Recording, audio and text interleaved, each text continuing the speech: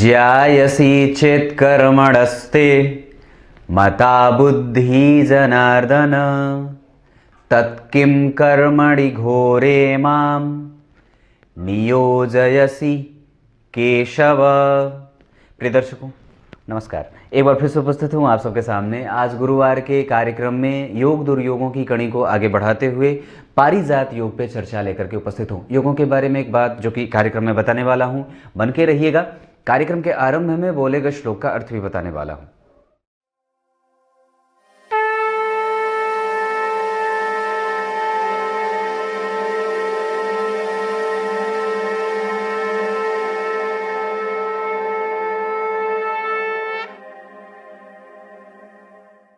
आइए अब आपको सीधे विषय पे लेके आता हूं। बात क्या है, और वो बस इतनी है कि आपकी कुंडली में किसी भी लग्न की कुंडली बने, चाहे 1 नंबर लिखा हो या 12 नंबर लिखा हो या 2 नंबर लिखा हो या 3, 4, 5, 6, 7, 8, 9, 10, 11 लिखा हो, कोई भी लग्न की कुंडली बनती हो, अगर लग्न के अधिपति जिस भाव में बैठे हैं या जिस राशि में बैठे हैं, अगर उस राशि के अधिपति भी वहीं बैठे हों या फिर वो उच्च के होकर के बैठे हों या फिर वो नवम भाव में या नवम भाव के अधिपति भी उनके साथ बैठे हों, तो ये योग पारिजात योग हो जाता है। जैसे मैंने एक कुंडली बनाई है जो मेष लग्न की है, तो लग्न के अधिपति मंगल कौन हुए? लग्न के अधिपति कौन हुए? मंगल। तो यहां के अधिपति होकर के मंगल गुरु की राशि में बैठे हैं और गुरु उच्च के होकर के बैठे हैं। यह पारिजात योग हो गया। और ऐसी स्थिति में जातक के ऊपर से आरंभ में भले हो सकता है कि कठिनाई बने, पर मध्य के बाद व्यक्ति के जीवन में इसका फल बड़ा विचित्रता से व्यक्ति को लाभ प्रदान करता है और व्यक्ति को नृपतुल्य सुख देने वाला भी हो जाता है। ये कलयुग है, यहाँ पे योगों के घटने का एक अलग प्रभाव होता है और कई बार वो हमारे कर्म ऐसे होते हैं कि वो योग सही समय पे ना तो फलित होते हैं और ना कई बार वो प्रभाव दिखा पाते हैं।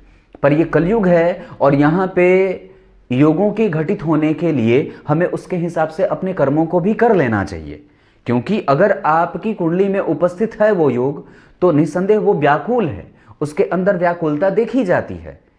पर वो घटित कई बार इसलिए भी नहीं होता है क्योंकि आपके कर्म उसके हिसाब से सही नहीं होते हैं, या कई बार व्यक्ति को उसके लाभ में अवरोध की स्थिति भी देखने को मिल जाती है। कहने का मतलब यह था कि लग्नेश जहां बैठे हों उस राशि के अधिपति कुंडली में उच्च के होने चाहिए और केंद्र में हो। यह भी बात है कि या तो वो केंद्र में ही उपस्थित हों या फिर वो जन्म कुंडली में जहां भी लग्नेश बैठे हों उसी के साथ उस भाव का अधिपति भी बैठा हो, उस भाव का अधिपति भी वहीं बैठा हो। यह पारिजात योग हो जाता है और ऐसी स्थिति में व्यक्ति को स्पष्टवादी बनाता है, धर्मज्ञ बनाता है, सबका लालन पालन और पोषण करने वाला बनाता है। जन्म कुंडली में अगर पारिजात योग घटित होता है तो व्यक्ति को धर्मज्ञ बनाता है और प्रतिष्ठापन्न बनाता है। ये स्थितियां पारिजात योग में घटित होते देखी जाती हैं।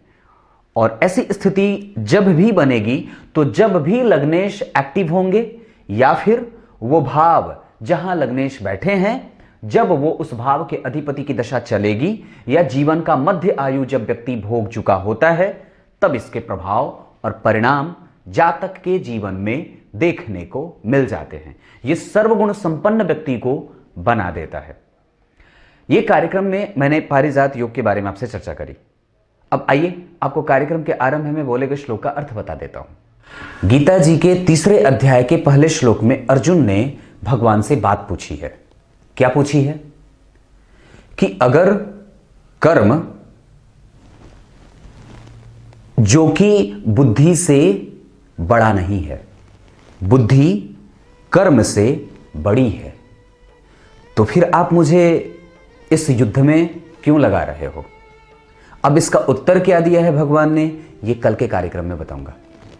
तब तक के लिए इजाजत दीजिए, कल एक बार फिर से उपस्थित होंगे आप सबके सामने। तब तक के लिए बहुत बहुत नमस्कार।